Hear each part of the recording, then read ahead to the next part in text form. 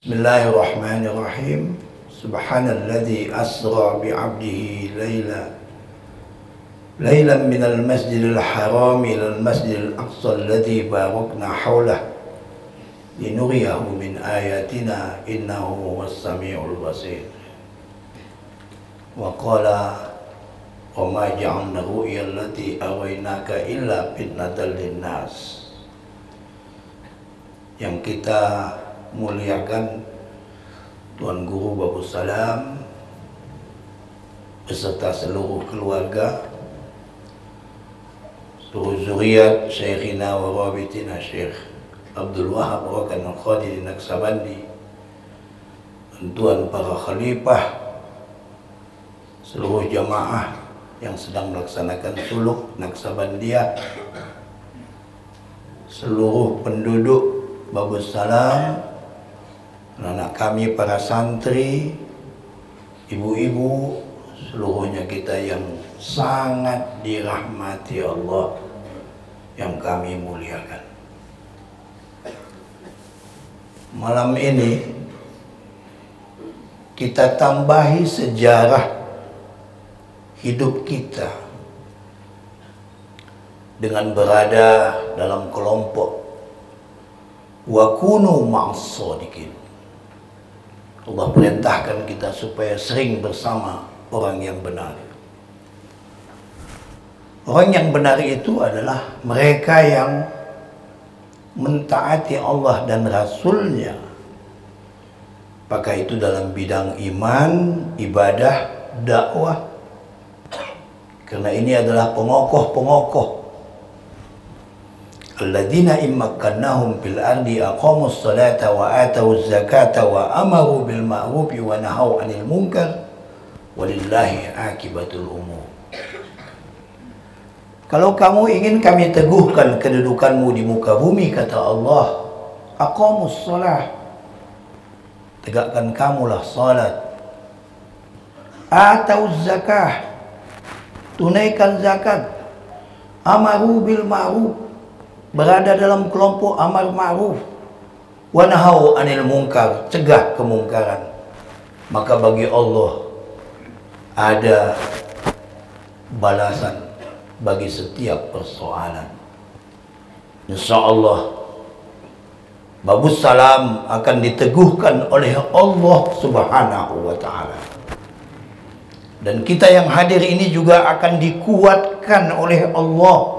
Karena kita mencintai sholat berjamaah, kita mencintai amal-amal zakat, infak dan sedekah, kita mencintai amar ma'ruf dan kita melaksanakan nahi mungkar.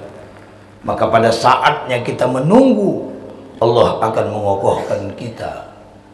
Amin ya rabbal alamin. Kenapa saya sampaikan ini pada awal tausiah yang dimintakan oleh Tuan Guru kepada kita? Jawabannya supaya kita merasakan sesuatu yang sangat bernilai dari pertemuan ini, bukan sekedar untuk mengikuti kegiatan rutin yang tiba malam 27 Rajab lalu kita berkumpul memperingati Isra dan Mi'raj.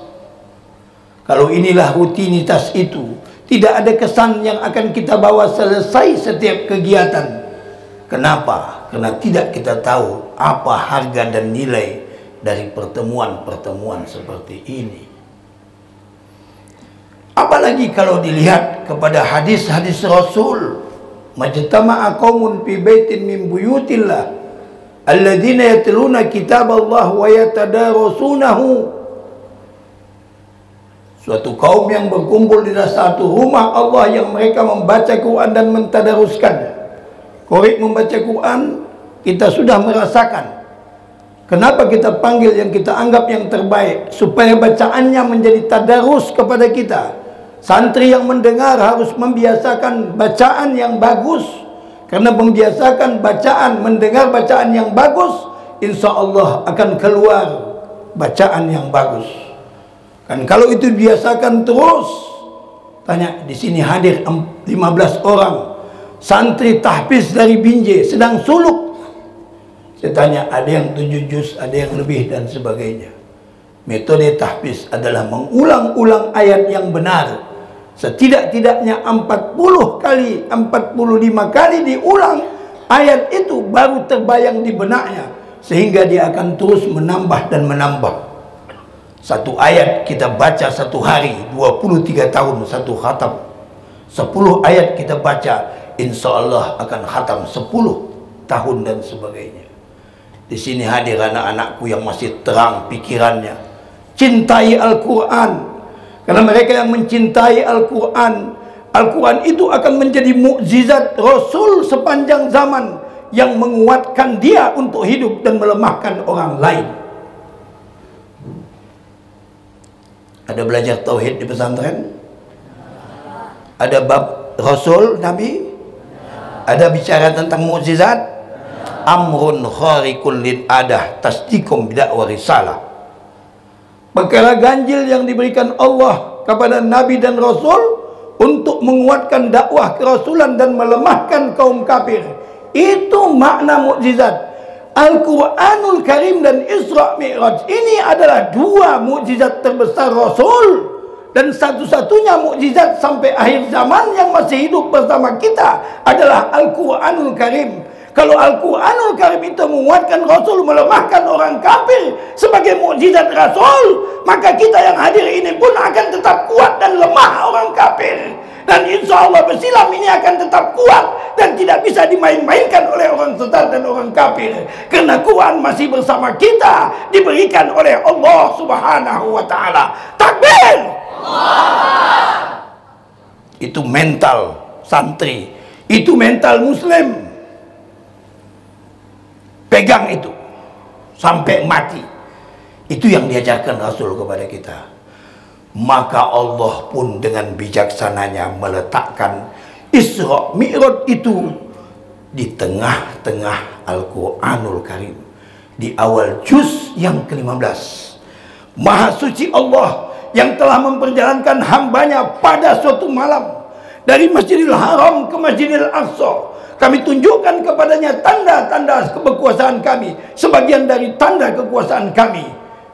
Sesungguhnya Allah maha mendengar lagi maha melihat.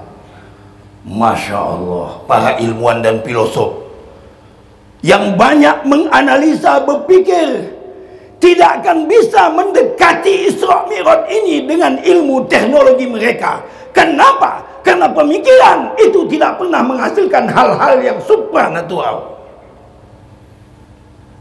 Makanya salah seorang filosof berkata, aku hentikan berpikir, aku hentikan meneliti supaya ada kesempatanku untuk percaya.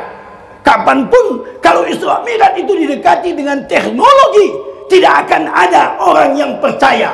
Karena teknologi bicara soal alam, tidak bisa disentuh oleh hukum alam. Itu peristiwa Isra dan Mi'raj. Dia hanya bisa didekati dengan nilai-nilai dan metode keimanan kepada Allah Subhanahu wa Ta'ala. Disadarkan kita dalam ayat itu dengan kata tasbih, Subhanalladzi asra bi'abdi.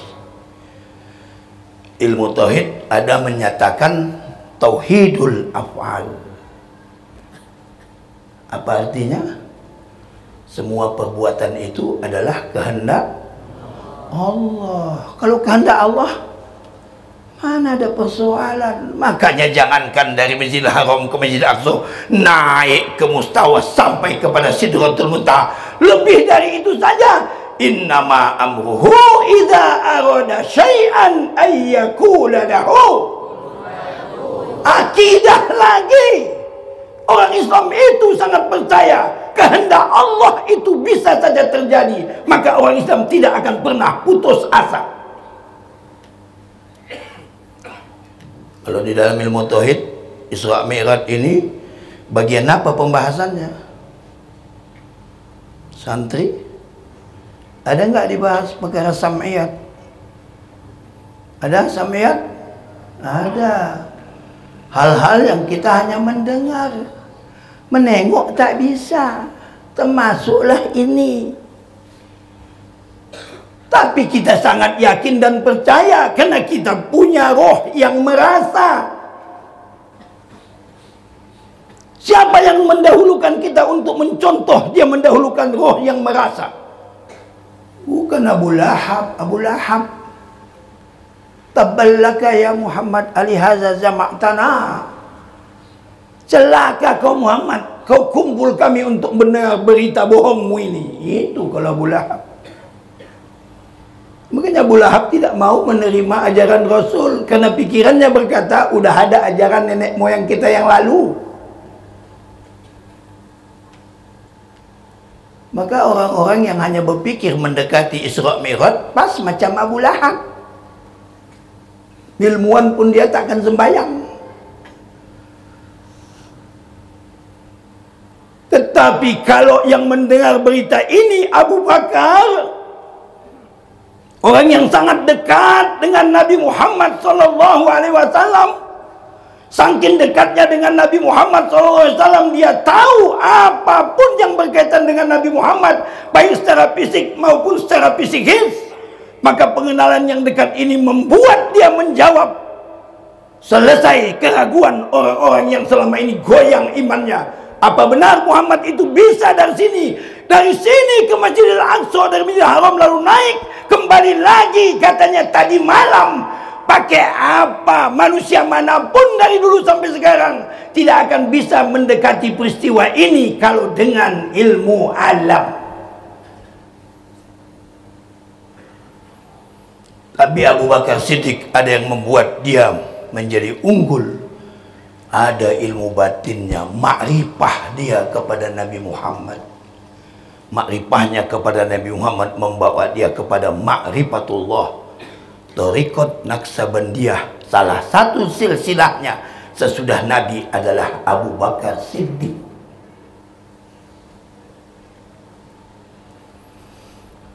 Sadaqta, benar. Kalau itu dikatakan Muhammad, dari mana kalian ini kok buang-buangan rame-rame datang? Apa tidak engkau hadiri, wahai Abu Bakar? Muhammad tadi bercerita. Apa ceritanya? Dia menceritakan dia tadi malam berangkat dari sini ke Masjidil Aqsa lalu naik ke langit, pulang juga tadi malam. Ya, kalau itu betul perkataan Muhammad, saya percaya. Kenapa Nabi Muhammad percaya? Kenapa Abu Bakar percaya? Dia sudah mampu membedakan mana peristiwa yang ditangkap dengan keimanan dan mana peristiwa yang harus dipikirkan. Maka hidup ini tidak semuanya persoalan pikiran. Kalian besok anak-anakku bakal menjadi sarjana, amin. S1, S2, S3, amin. Ada yang keluar negeri, ada yang dalam negeri, amin. Dan kalian bakal menjadi pemimpin-pemimpin masa depan, amin. Negara ini tidak sekedar membutuhkan orang yang cerdas pikirannya, tapi dangkal imannya. Kenapa? Karena orang yang hanya cerdas pikirannya, dangkal imannya, banyak merusak negara ini. Baca dalam surah Bani Israel, bukan surah yang lain, surah Al-Isra. Wa idza aradna an nuhlika qaryatan amarna mutrafiha fa fazaku biha fa haqqa 'alaihal qaul padammarna tadmira. Kalau kami ingin menghancurkan suatu kaum, suatu bangsa, kami munculkan di sana manusia punya kelebihan. Tapi semua yang punya kelebihan ini berbuat israf, berlebih-lebihan, melampaui batas.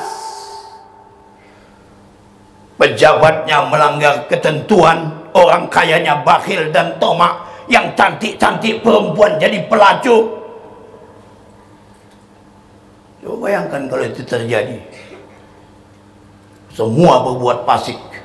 Pada marnaha tadmiro, kami binasakan dan hancurkan mereka sehancur-hancurnya.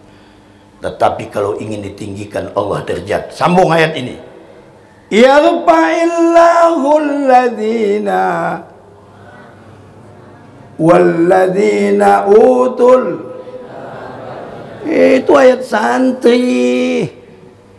Allah meninggikan derajat orang beriman dan berilmu. Makanya di pesantren itu harus dibina, harus kita bangun. Dan anak-anakku harus yakin menetap di pesantren. Kalian besok bakal keluar menjadi pemimpin yang cerdas otaknya dan tebal imannya. Amin. Ini yang dibutuhkan. dibutuhkan. Maka dalam Quran surah Bani Israel itu diingatkan, mereka-mereka yang beriman itu percaya, pertama percaya dia bahwa Nabi Muhammad bertemu dengan Allah lalu menerima solat yang 5 waktu. Maka di dalam surah Bani Israel ini, solat yang 5 waktu itu dijelaskan Allah, Aqimis salata liduluki zamsi ila ghasakil laili wa qur'anal fajr inna qur'anal fajri. Itu buktinya bukan hanya Isra Mi'raj itu Nabi menjemput salat, ternyata disejajarkan Allah. Setiap kali kamu ketemu dengan surat Bani Israel, di surat itu ada kewajiban salat 5 waktu. Karena itulah buah tangan yang paling kokoh Nabi Muhammad. Apapun persoalannya yang dalam hidup ini diselesaikan di dalam sujud. Ternyata salat adalah pengokoh kepada kita. Inna salata tanha anil fahsya'i wal munkar. Apa yang dibacakan dalam surah Al-Ankabut ayat 45, pencegah perbuatan keji dan mungkar. Salat. Yang kedua, tidak berlebih-lebihan. Makanya dalam surat Bani Israel juga disebutkan Allah, pertama, wala tubazzir tabzira innal mubazzirina kanu ikhwana syayatin. Jangan mubazir. Orang kaya jangan serakah. Pola hidup sederhana adalah kehidupan rahmatan lil alamin. Dalam surah yang sama Allah mengingatkan, wala taj'al yadaka maghlulatan ila unukika wala tabsutha kullal bas fataquda maluman mahsura. Jangan kau jadikan tanganmu telengu di perut, belit, tak mau ngasih apa-apa. Asal datang persoalan sumbangan, diam-diam dia keluar. Kalau bayangan orang berpikir sumbangan itu mengurangi harta, bayangan orang beriman sumbangan itu menyuburkan harta. Kan beda orang berpikir dengan orang beriman. Maka yang paling banyak itu memberikan impak adalah berlomba-lomba orang yang beriman. Kalau sempat orang yang pintar akalnya berlomba-lomba, pasti makmur kehidupan kita. Tidak. Makanya hidup beriman, berharta tidak bakhil. Bukan itu saja, jangankan sederhana dalam ekonomi, dalam sholat pun sederhana. Ketika Nabi sampai kepada Allah dapat sholat 50 waktu, turun lagi. Ketika ketemu dengan Nabi Musa di langit yang kelima, yang kelima, yang keenam. Oh, ini baru santri. Yang keenam, apa kata Nabi Musa? Ulang, minta lagi banyak kali. Kalau sempat Nabi tak pulang 50 waktu, tak sempat jadi santri. Ulang, turun lagi, dah dapat, udah berapa? 5, naik lagi. Umatku tegap-tegap, kuat-kuat. Umatmu kecil-kecil, lembek-lembek. Kalau santri ngantuk lagi. Sini enggak kan? Sama. Santri ngantuk. Mana ilmu ngantuk. Hanya baca ayat kursi, la ta'khudhuhu sinatu wala. Itu tidak tidur, tidak ngantuk. Yang baca ayat kursi, insya Allah tak ngantuk. Yang naik kursi tetap ngantuk. Dekat sama Allah. Gitu kita. Itu Allah mengajari kita. Naik lagi, naik lagi. Dari 50 akhirnya disederhanakan Allah menjadi. Makanya halakal mutanatti'un. Celaka kamu yang memberat-beratkan diri. Itu makanya Thariqat Naqsabandi paling enteng zikirnya, paling mudah mengamalkannya, tapi paling paten khasiatnya. Kenapa? Wala zikrullahi akbar. Karena yang paling besar itu adalah zikir kepada Allah. Kalau sudah masuk ke batin kita zikir kepada Allah, tenang. Ala bi zikrillahi tatmainnul qulub. berzikir kepada Allah, kuat batin, hati tenang. Persoalan tidak membawa putus asa. Setiap kali berzikir bertambah kekuatan, bertambah gembira. Kenapa? Karena berzikir pasti bertemu dengan Allah. Wa ana ma'ahu hina yazkuruni. Aku tetap bersama hambaku setiap dia zikir kepadaku. Makanya siapa yang zikir sampai dah di puncak kenikmatan. Biasanya orang yang sudah sampai ke puncak kenikmatan tak mau bergeser. Tak ada lagi yang nikmat selain zikir kepada Allah. Jangan heran kalau khalifah-khalifah ini banyak yang berpuluh kali berulang-ulang suluk. Dan dia tidak mau beralih dari ketenangan menjadi kesulitan, dari kekuatan menjadi kelemahan, dari keyakinan menjadi kebimbangan. Tapi dia ingin prima setiap saat istiqomah dalam ketaatan. Maka dia pun berzikir setiap saat, dia menjadikannya sehingga insya Allah dia istiqomah menjadi husnul khatimah. Anak-anakku pun akan anak-anak belajari nanti itu. Uji santri di pesantren Babus Salam, di Besilam. Kalau sudah pesantren kita di Besilam, zikir itu mesti diamalkan. Pahim tuh? Walaupun belum di sini, tapi di pesantren tidak pun rame-rame, sendiri-sendiri. Cinta Quran, cinta zikir, cinta ilmu membentuk kepribadian seperti hamba-hamba Allah yang insya Allah menjadi hamba Allah yang baik. Jadi bagi kita luar biasa Isra Mi'raj ini. Makanya kata Allah, tidak kami jadikan pandangan dan penglihatanmu kepadamu di saat Isra Mi'raj itu ya Muhammad, kecuali menjadi ujian bagi manusia. Ujian apa? Ujian mata. Siapa yang paling kuat tertidur, yang bangun rajin mengantuk? Tidak. Ujian telinga. Siapa yang paling kuat mendengar? Ujian membaca. Baru 15 menit udah modom. Ujian apa? Iman. Aziban nas ayutraku ayakulu amanna wa hum la yuftanun. Tidak cukup kamu berkata beriman sebelum kamu dicobai. Walaqad fatanna alladziina min qablihim. Orang dulu-dulu semua yang mengaku beriman sudah dapat fitnah, cobaan. Ala ya'lamallahu shadiqina wal kadzibin. Tahu Allah siapa yang benar, siapa yang dusta. Maka yang paling berat cobaannya adalah iman kepada kita. Jangan sampai kita muslim tetapi nilainya kosong. Di zaman Rasul ada seseorang menangis dari Rasul, mendatangi Rasul, jumpa. Kenapa engkau menangis anak muda? Orang tuaku meninggal ya Rasulullah. Jadi kalau meninggal sampai saat ini belum dimakamkan ya Rasul, belum disolatkan. Umar, Abu Bakar, silakan ikuti anak muda ini, tengok jenazah.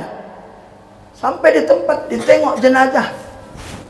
Macam mana tidak dimakamkan orang? Orang mukanya hitam, kulitnya hitam berbulu, muka macam babi. Siapa yang sanggup memandikannya? Mengadu mereka kepada Rasul, ceritakannya kepada Rasul. Ya Rasulullah, siapa yang mau melaksanakannya? Orang matanya, kepalanya macam babi, badannya macam berbulu hitam-hitam. Ditengok Rasul, didoakan Rasul, balik macam biasa, baru dilaksanakan. Begitu dilaksanakan, balik berubah macam babi ketika dimakamkan. Ditanya Rasul, apa kerja ayah kau ni waktu hidup? Tak solat ya Rasul. Baca ini dalam kitab Tambilul Ghabidin Abu Lais Samarkandi. Dan Rasul kepada sahabat, kau tengok itu, berani juga kalian tak solat. Katanya sama Abu Bakar sama Umar, mati jadi babi. Na'udzubillah, amin. Dia yakin tak mungkin orang Babus Salam dan semuanya yang tidak solat, semuanya solat. Amin ya Rabbal. Tak terjadi sama orang beriman itu.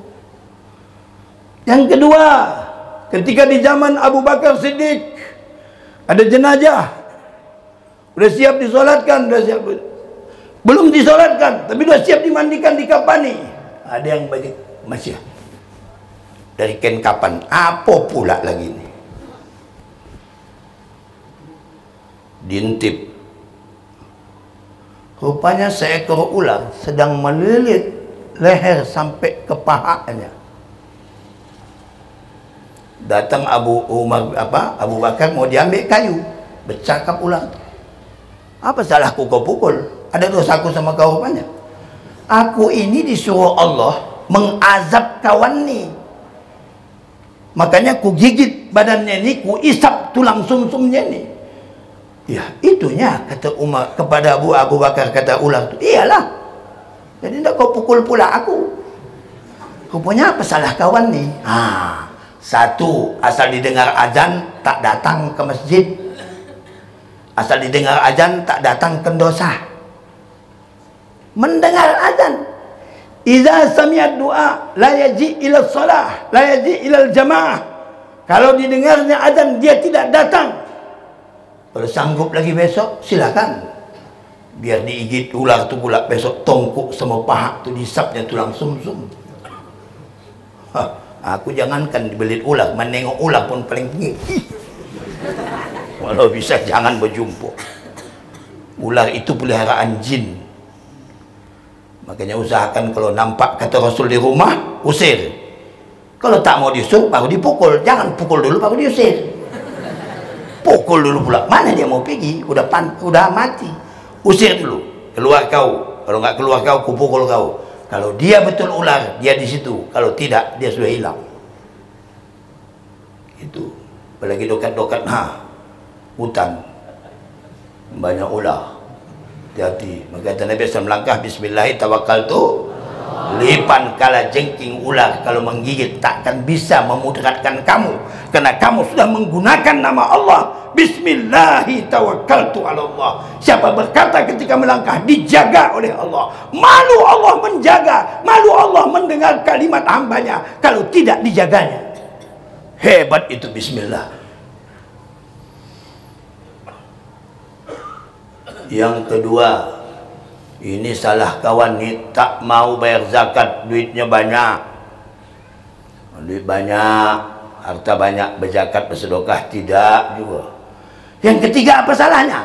Ini paling menji mendengar ajakan ulama.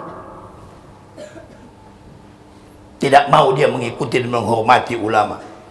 Padahal Nabi sangat sayang kepada ulama. Sampai dianggapnya pewarisnya. Al-ulama warasatul anbiya. Nabi tidak meninggalkan harta untuk diwarisi, tapi ditinggalkannya ilmu. Maka mereka yang mendapatkan ilmunya para rasul, itu ada pewaris, bukan pewaris Nabi Muhammad, pewaris seluruh nabi-nabi. Al-ulama warasatul anbiya. Duduk sama ulama saja, belum bersalam, belum mencium tangannya, belum menengok wajahnya, duduk berjauhan. Nanti di hari kiamat ku panggil mereka yang suka duduk dengan ulama untuk semajlis dengan aku di dalam surga, kata Rasul. Alhamdulillah. Jangan jauh dari ulama, muliakan. Apalagi ulama kita itu pewaris Nabi. Di antara ulama itu ada yang waliullah. Kalau Nabi Muhammad, Nabi dan Rasul ada mukjizat, para waliullah ini ada keramat. Kalau kita percaya mukjizat, kita percaya keramat, maka pendekatan di Islam ini tidak ada yang lain kecuali pendekatan iman. Karena ini wilayah keramat. Tuan Guru Babu Salam Abdul Wahab Rokan, saya orang yang beriman, maka saya tak mau pindah dari Islam ini. Orang berilmu payah beriman, tapi orang tak beriman bisa duluan. Kenapa? Karena orang yang tidak berilmu tapi beriman, tajam rasanya. Dia punya zauq, dia punya ruh. Makanya orang kampung dari sana, Mandeling Natal sana, nun dari Duri, dari Riau sana, nun dari Batam sana, nun dari seberang sana, negeri sana. Kenapa datang ke Islam ini? Tidak lebih karena keimanannya tentang karomah waliullah. Allahu Akbar. Makanya anak-anakku hati-hati lewat. Ini semuanya makam keluarga besar Tuan Syekh guru kita. Jangan lewat tanpa bersalam. Saya belum pernah lewat, tak berani saya kalau tak bersalam. Assalamualaikum ya ahlad diyar. Antum sabiqun wa nahnu insyaallah bikum lahiqun. Baca sepaling Fatihah. Siapa yang suka membaca ke makamku sepaling Fatihah ditambah dengan 11 kali baca qul huwallah, dan kamu ayat tutup dengan ayat kursi, kamu berdoa kepada Allah, ikut aku mengaminkannya. Bukan sama dia kita berdoa, tapi kita berdoa kepada Allah, ikut dia mengaminkannya. Kenapa? Wala taqulu liman yuqtalu fi sabilillah amwat bal hum ahyaun inda rabbihim yurzaqun. Jangan kau bilang sama orang yang hidupnya di jalan Allah itu mati. Mereka hidup dan Allah memberikan rezeki kepada mereka. Lihatlah seluruh wilayah wali-wali yang ada di Pulau Jawa dan wali-wali Allah yang ada di tempat lain. Orang yang meninggal itu menghidupi orang yang hidup. Kalau tidak karena Tuhan Guru, takkan orang datang kemari. Karena kita yakin kalau itu terbaik, kita berpotensi menjadi yang terbaik. Mau tidak mau, semua penduduk Darussalam harus menampilkan yang terbaik. Kita diarahkan Allah untuk memperbaiki rumah suluk yang terbaik. Ini adalah rumah suluk terbaik di dunia. Itu pengakuan dunia. Ini termasuk sistem pengamalan yang terbaik. Ada buku, ada manajemen, dan tiap hari dilakukan di sini zikir, tawajuh, khataman, suluk, dan tidak pernah ada. Kalau kita beriman, kita yakin terbaik, maka siapa saja yang tinggal di Darussalam wajib menunjukkan hal-hal yang terbaik. Supaya apa? Supaya kita semuanya menjadi kampung yang terbaik di antara kampung-kampung yang lain di Indonesia dan di dunia ini. Tak ada mengaminkan. Apa tidak mungkin terbaik? Oh, mungkin. Kalau kita beriman, keramat itu adalah didekati dengan keimanan kepada Allah. Besok mau belajar? Besok belajar? Ini belajar besok? Hah? Oh ya, kalau begitu berhentilah Ustaz. Ustaz ni kalau sempat tak berhenti mengantuk kalian. Lama kali Ustaz tu ngomong ya. Awak dihantam orang tu. Kalau orang tua mengantam tak apa-apa, nak anak malu awak. Mudah-mudahan Allah merahmati kita semua. Penduduk Darussalam menjadi yang terbaik. Dan Allah akan mengijabah doa kita semua. Mohon maaf Tuan, di sini Pak Camat sering-sering kemari.